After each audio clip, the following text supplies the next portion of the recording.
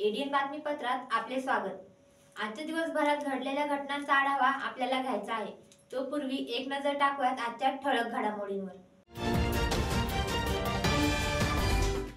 मनपा प्रशासनाच्या वतीने योद्ध्यांचा सन्मान। आम्ही लढणारे आहोत, पाठ दाखवून पळणारे नाही। मनपा प्रशासक जी श्रीकांत यांचे गौरवोद्गार। जिल्ह्याला लोकसभा निवडणुकीआधी नवे जिल्हाधिकारी म्हणून दिलीप स्वामी यांनी गुरुवारी स्वीकारला पदभार। आता सविस्तर बातम्या। जिल्हाधिकारी दिलीप स्वामी यांनी आज सकाळी आपला पदभार स्वीकारला। जिल्ह्याचे प्रशासन गतिमान, पारदर्शक आणि संवेदनशील करण्यास आपले सर्वोच्च प्राधान्य असेल, असे मनोगत जिल्हाधिकारी दिलीप स्वामी यांनी व्यक्त केले।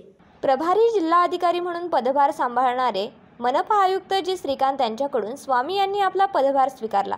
जी श्रीकांत यांनी स्वामी यांचे स्वागत केले। अपर जिल्हाधिकारी डॉक्टर अरविंद लोखंडे, निवासी उपजिल्हाधिकारी प्रबोधय मुळे, जिल्हा नियोजन अधिकारी भारत वायाळ तसेच जिल्हाधिकारी कार्यालयातील अधिकारी कर्मचारी उपस्थित होते।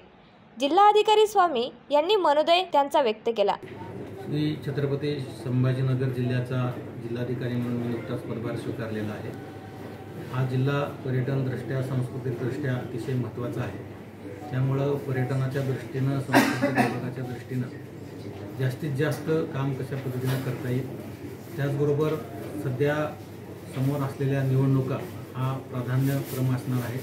त्याचबरोबर टंचाई, पाणी टंचाई, चारा टंचाई या दृष्टिकोनातून योग्य ते नियोजन करणं आणि ओव्हरऑल जिल्ह्याचं जे प्रशासन आहे हे गतिमान प्रशासन करणे, पारदर्शक करणे आणि संवेदनशील करणे या गोष्टीवर माझा भर असणार आहे आणि त्या दृष्टिकोनातून संपूर्ण यंत्रणा काम करेल आणि लोकांच्या मनामध्ये प्रशासनाबद्दल कुठल्याही किंतु परंतु राहणार नाही। जलद प्रशासन होईल, पारदर्शक होईल आणि संवेदनशील होईल या दृष्टीने निश्चितपणे प्रयत्न केला जाईल। आम्ही लढणारे आहोत, पाठ दाखवून पळणारे नाही। आता कोणत्याही परिस्थितीला सामोरे जाण्यासाठी प्रशासकीय यंत्रणा सज्ज आहे, असे प्रतिपादन आयुक्त तथा प्रशासक जी श्रीकांत यांनी केले। ते मौलाना अबुल कलाम आझाद संशोधन केंद्र येथे गॅस दुर्घटनेत आपल्या जीवाची पर्वा न करता शहराला वाचविण्यासाठी योगदान दिलेल्या योद्ध्यांचा सन्मान सोहळा कार्यक्रम या प्रसंगी बोलत होते।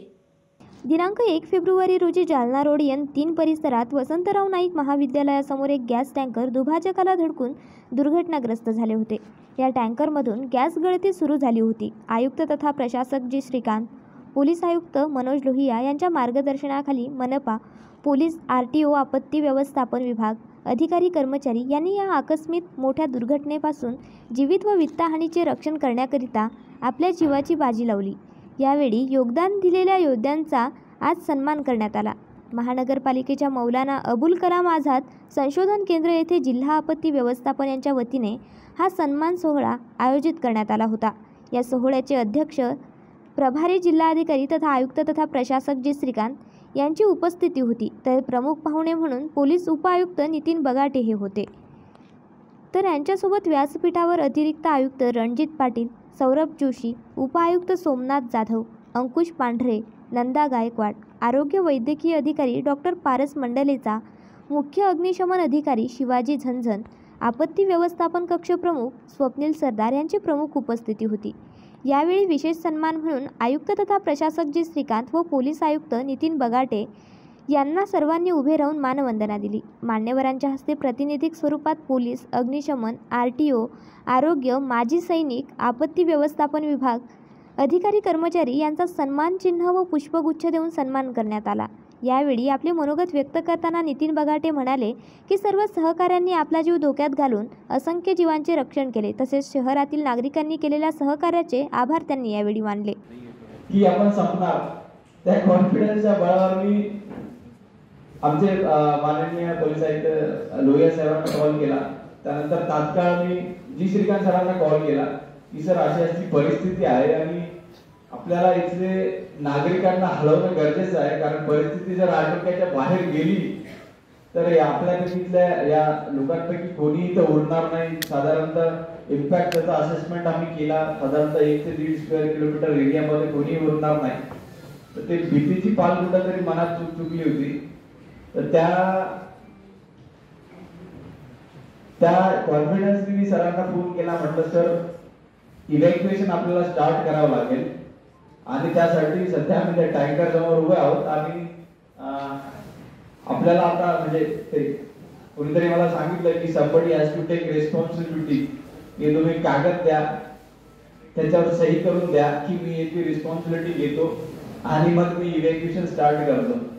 जसं श्रीकांत सरांना मी कॉल केला, तात्काळ दुसरा शब्द आला, तू इव्हॅक्युएशन स्टार्ट कर.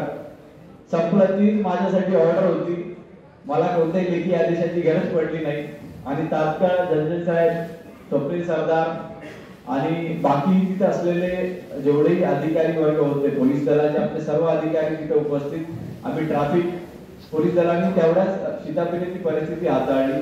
ट्रॅफिकचे नियोजन करणं अत्यंत आवश्यक होते, कारण एखादी गाडी स्पीडनी जर परत त्या ट्रेलरकडे आली असती, टँकरकडे, तेव्हाही परिस्थिती आटोक्याबाहेर गेली असती किंवा ट्रॅफिक अडवणं हे महत्वाचं काम होतं. ते आमच्या ट्रॅफिक अंमलदारांनी आणि आमचे एसीपी थोरात यांनी ती खूप शिस्तबद्धपणे आणि शिस्तीने पार पाडली. त्यामुळे ट्रॅफिक त्या 1 स्क्वेअर किलोमीटर एरियातले ट्रॅफिक थांबवण्यास आम्हाला कुठेतरी मदत झाली. त्याच वेळी असं कळालं की MSCB चे जे आपले काही तिथे व्यक्ती उपस्थित होते, त्यांना विचारलं असतं की किती मीटर पर्यंत तुम्ही वीज बंद केलेली आहे, तेव्हा कळालं की 150 मीटर पर्यंतच वीज बंद केलेली होती. परिस्थिती खूप धोकादायक होती. त्यामुळे त्यांना साधारणतः 1 स्क्वेअर किलोमीटर एरियातली वीज पूर्णपणे घालवण्यासाठी मी त्यांना विनंती केली आणि मी त्यांचाही खूप खूप आभारी आहे की त्यांनी तात्काळ जवळपास 1-2-3 किलोमीटरची वीज त्यांनी घालवली होती. सर्व नागरिक त्यावेळी परेशान झालेले होते आणि इव्हॅक्युएशनची जसंही आम्ही तो मेसेज पोहोचवला होता आणि माझे मीडियाचे सहकारी तिथे उपस्थित होते, त्या सर्वांनी तात्काळ तो मेसेज, मीडियाच्या सहकाऱ्यांनी, युट्यूबर्स होते, काही लोकल सोशल मीडिया हँडलर्स होते, त्यांनी तात्काळ तो मेसेज पोहोचवला. आणि आपल्या अध्यक्ष समारोप प्रसंगी जी श्रीकांत म्हणाले, आम्ही पाठ दाखवून पळणारे नाही तर लढणारे आहोत. प्रशासकीय यंत्रणा कोणत्याही परिस्थितीला सामोरे जाण्यासाठी सक्षम व सज्ज आहे. त्यांनी अग्निशमन दलाच्या अधिकारी व जवानांचे विशेष कौतुक केले. त्यासोबतच सर्वांच्याच धाडसाचे कौतुक केले. कार्यक्रमाचे प्रास्ताविक स्वप्नील सरदार यांनी केले तर आभार प्रदर्शन अतिरिक्त आयुक्त सौरभ जोशी यांनी मानले. फायर ऑफिसर्सच्या त्यांचा मॅक्झिमम 1 करोड रुपयापर्यंतचा इन्शुरन्स आपण स्वतः महापालिका करतोय.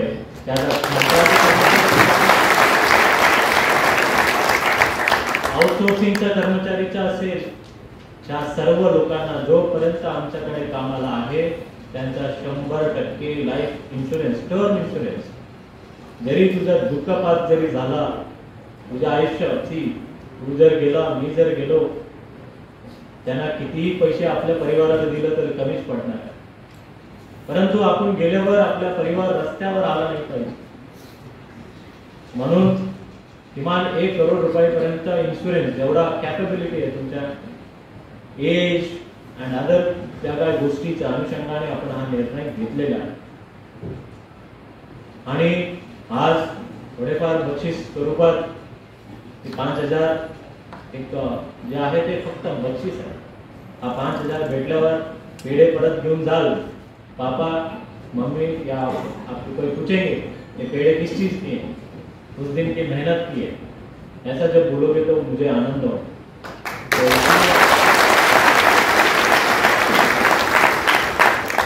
हा अशा दुर्घटना काही गोष्टी आपण प्रिपेअर्डनेस म्हणून सर्व गोष्टी राहणे हा सर्व स्वरूपात दिलेला आहे. आणि आपण चीफ फायर ऑफिसर असेल, डिझास्टर मॅनेजमेंटचे अधिकारी असतील, त्या दिलेल्या सूचना 100% अनुपालनामध्ये आणतील. आणि परत एकदा हा दुर्घटना झाली विसरून नाही जायचं, आठवणीत राहायचं आपण काय केलं, कोण काय केलं होतं, कोणाची काय जिम्मेदारी होती. त्या जिम्मेदारी तुझी जे आहे तू ते व्यवस्थित सांभाळ. आणि यावेळेला MIDCचे अधिकारी होते, ग्रीव्स कॉटनचे होते, बजाजचे होते, सर्व लोक शहराच्या ज्या ठिकाणी ज्या लोकांकडे तकनिकी स्किल होत्या, टेक्निकल स्किल होते किंवा मनुष्यबळ होते किंवा मशीन्स होत्या, त्या सर्व त्या घटनामध्ये अंमलात आणलं आणि त्या व्यवस्थित रीतीने पार पाडून आपण सुखरूप या शहराचं, छत्रपती संभाजीनगरचा सुरक्षित ठेवण्याच्या जे सर्व लोकांनी जे झेंडा उचललेला आहे त्या सर्व लोकांना परत एकदा नमन करतो आणि परत एकदा काही लोकांची प्रमाणपत्र राहिला असेल, कारण आपण लवकर घेण्याचा उद्देश मी तुम्हाला सांगितलं की लवकर हा करावा म्हणून परत दुसऱ्यासाठी तयार राहायचं, म्हणजे तरी तो असे म्हणून नाही, परंतु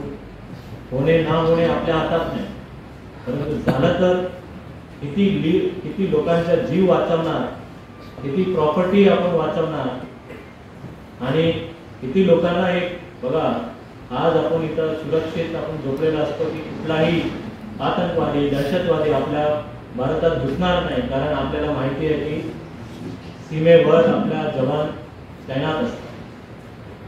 तसेच या शहरामध्ये आग लागण्याचे काही घटना असतील किंवा काही दुर्घटना असेल, हे निवांत लोक याच्यासाठी झोपू शकतो की माझा आग सेवाचा कर्मचारी 24/7 जागे सज्ज असतो, फिट असतो, तयार असतो. हा त्यांना विश्वास आहे. हा विश्वासाला कधीही तडा जाऊ द्यायचा नाही, म्हणून माझ्या प्रत्येक अग्निशमनचा जे सैनिक आहे तो तत्पर असला पाहिजे. You should believe that you are a soldier of this city to protect the lives and properties of this city.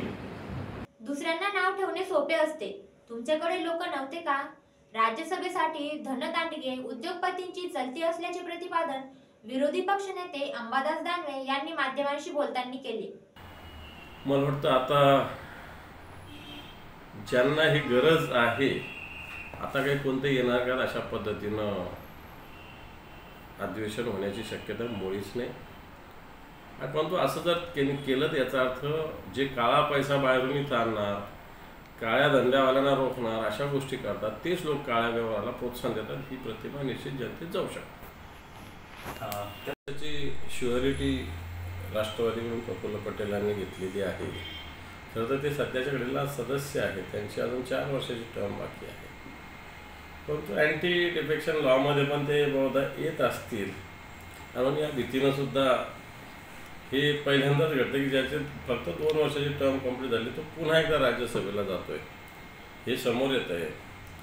आणि शिवसेना प्रमुखाच्या नावाने जी शिवसेना आहे त्यांनी तर 2 दिवसापूर्वी काँग्रेसमधून त्यांच्याकडे आलेल्या देवरांना उमेदवारी देऊन ते सिद्ध केलं आहे की मला वाटतं हे कोणत्या दिशेनं चाललेलं आहे. दुसऱ्याला नाव ठेवणं सोपं असतं, परंतु स्वतः ज्या पद्धतीनं देवरांना, मग तुमच्याकडे मग काही लोक नव्हते का राज्यसभेत लढणारे? परंतु मला असं वाटतं या सगळ्याच्या धनदांडगे उद्योगपती यांचीच चलती याच्यात दिसते. परंतु राष्ट्रवादीचा प्रफुल्ल पटेलांचा निर्णय तर मला वाटतं अनाकलनीय दिसतोय. सिस्टीम ठरलेले आहेत, निर्णय काय द्यायचा, काय करायचं, फक्त फॉर्मॅलिटी बाकी आहे. तेव्हा कोणाला त्या निर्णयाविषयी इंटरेस्टसुद्धा नाही. तो सुप्रीम कोर्टात जाण्याची या सगळ्या घटनातच त्यांच्या मतं जरी बरोबर असले तरी आपण सगळे मतं आधीही ऐकलेली आहेत.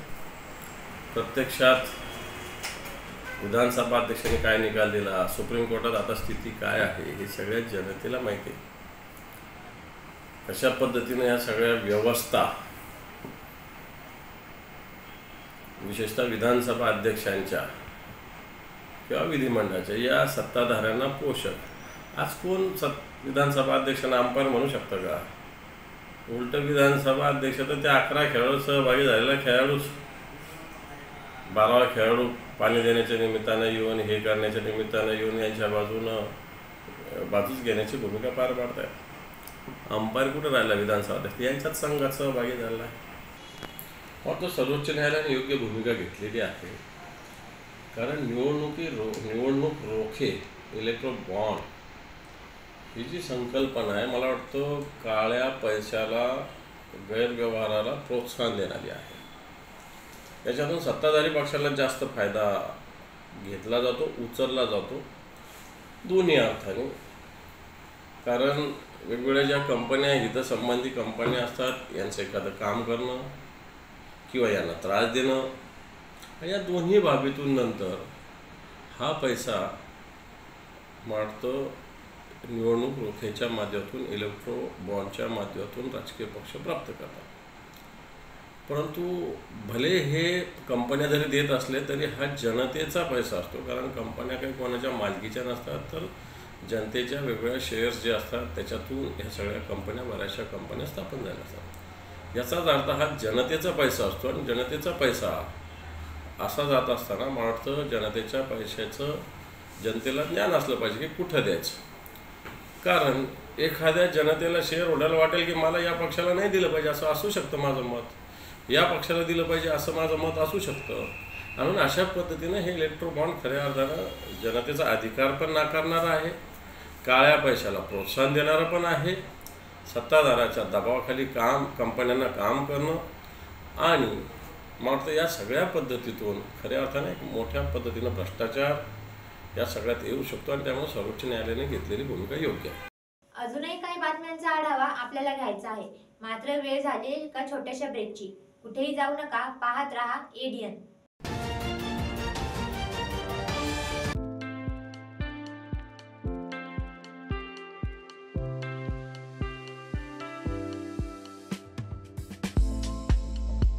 तुम्हालाही पाण्यामध्ये मनसोक्त बोटिंग करायची आहे, परंतु ही बोटिंग करण्यासाठी गोवा, देवगड सारख्या ठिकाणी तुम्हालाही जावं लागतंय. तर जरा थांबा. आपल्याच छत्रपती संभाजीनगर शहरात महानगरपालिका घेऊन आली आहे बच्चा कंपनीसाठी तसेच मोठ्यांसाठी नौका विहार. या नौका विहारामध्ये तुम्हाला विविध प्रकारच्या 6 बोटींमध्ये मनसोक्त नौका विहार करण्यास मिळेल. पेंडल बोट तसेच राफ्ट बोट यासारख्या विविध बोटींमध्ये मनसोक्त पाण्यामध्ये बोटिंग करण्याचा आनंद घ्या. तर त्वरा करा आणि आजच भेट द्या नेहरू उद्यान, यनाट, सिडको, छत्रपती संभाजीनगर.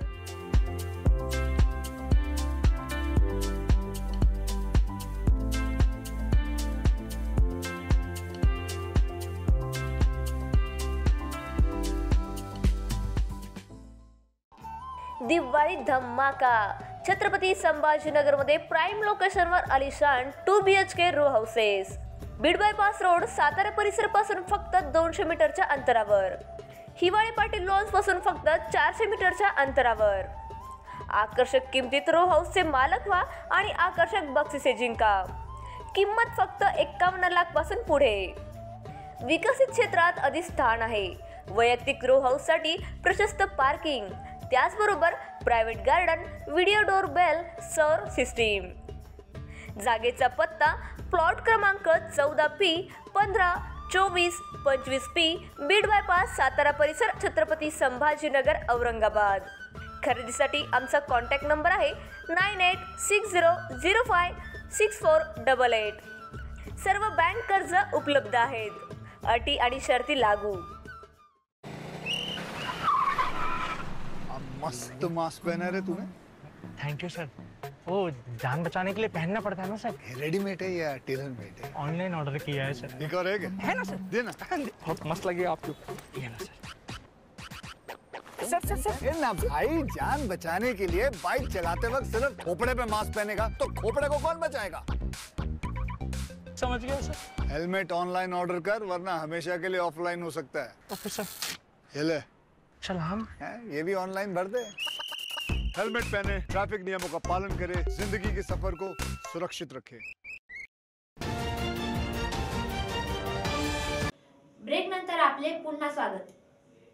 मनोज जरांगे पाटील यांच्या उपोषण दरम्यान त्यांची प्रकृती खराब होत चालल्याने जिल्ह्यातील विविध तालुक्यांमध्ये जरांगे पाटील यांच्या समर्थनार्थ मराठा बांधवांकडून विविध ठिकाणी रास्ता रोको आंदोलन करण्यात आले. अंतरवाली सराटी येथे मनोज जरांगे पाटील यांच्या उपोषणाचा आज 6वा दिवस आहे. जरांगे पाटील यांची कालपासूनच प्रकृती खराब होत चालल्याने जिल्ह्यातील विविध तालुक्यांमध्ये मनोज जरांगे पाटील यांच्या समर्थनात मराठा बांधवांकडून विविध तालुक्यांमध्ये रस्ता रोको आंदोलन करण्यात येत आहे।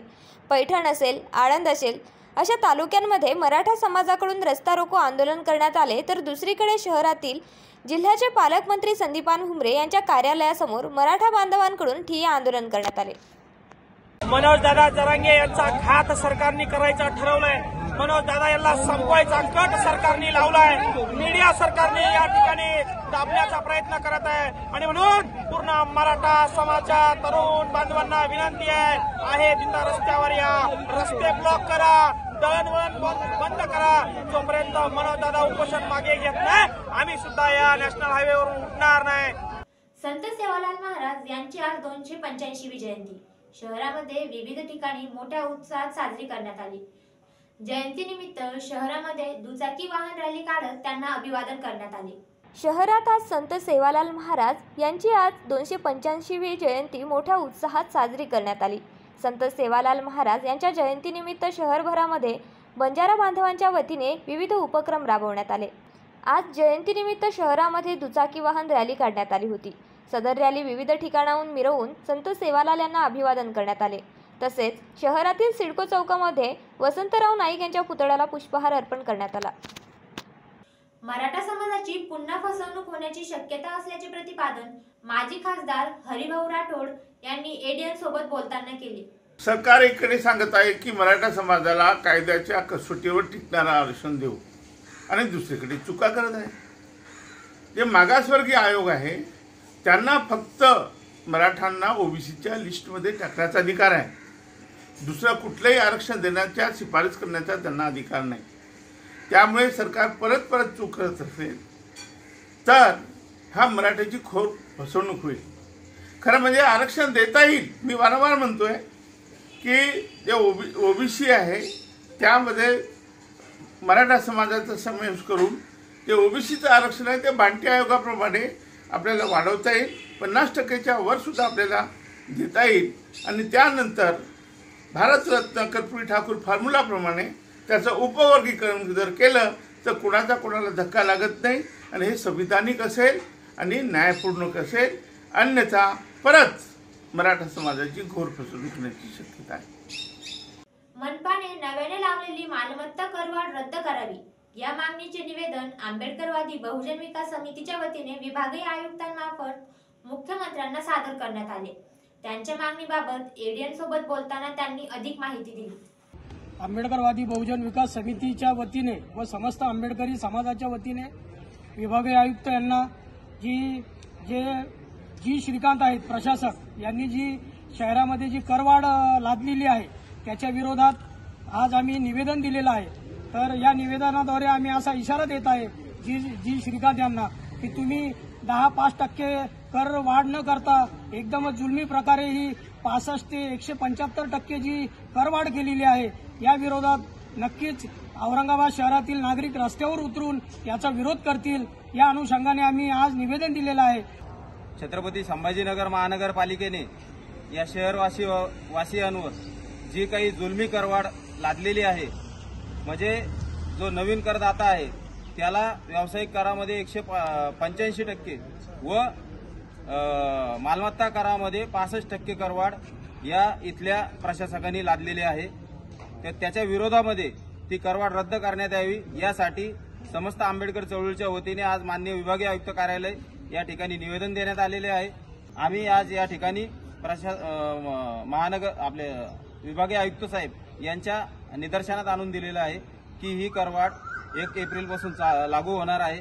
करिता तो ठराव जो आहे तो आपण या ठिकाणी सरकारला कळवून तो ठराव तात्काळ रद्द करण्यात यावा, नसता आम्ही समस्त हा जी आंबेडकर चळवळ आहे हा आंबेडकर चळवळीचा विषय नसून हा समस्त या शहरामध्ये जिल्ह्यामध्ये राहणाऱ्या गोरगरीब शोषित सर्वसामान्यांचा विषय आहे आणि या विषयाला अनुसरून त्यांनी ही भाववाढ तात्काळ रद्द करावी, नसता आम्ही सर्व नागरिकांना सोबत घेऊन या ठिकाणी रस्त्यावर उतरल्याशिवाय राहणार नाही। तो पूर्वी एक नजर टाकूयात आजच्या ठळक घडामोडींवर। मनपा प्रशासनाच्या वतीने योद्ध्यांचा सन्मान, आम्ही लढणारे आहोत, पाठ दाखवून पळणारे नाही। मनपा प्रशासक जी श्रीकांत यांचे गौरवोद्गार। जिल्ह्याला लोकसभा निवडणुकीआधी नवे जिल्हाधिकारी म्हणून दिलीप स्वामी यांनी गुरुवारी स्वीकारला पदभार. याचबरोबर हे बातमीपत्र इथेच संपलं. पुन्हा भेटूयात पुढील बातमीपत्रात. तोपर्यंत पाहत रहा औरंगाबादकरांचं हक्काचं बातमीपत्र ABN.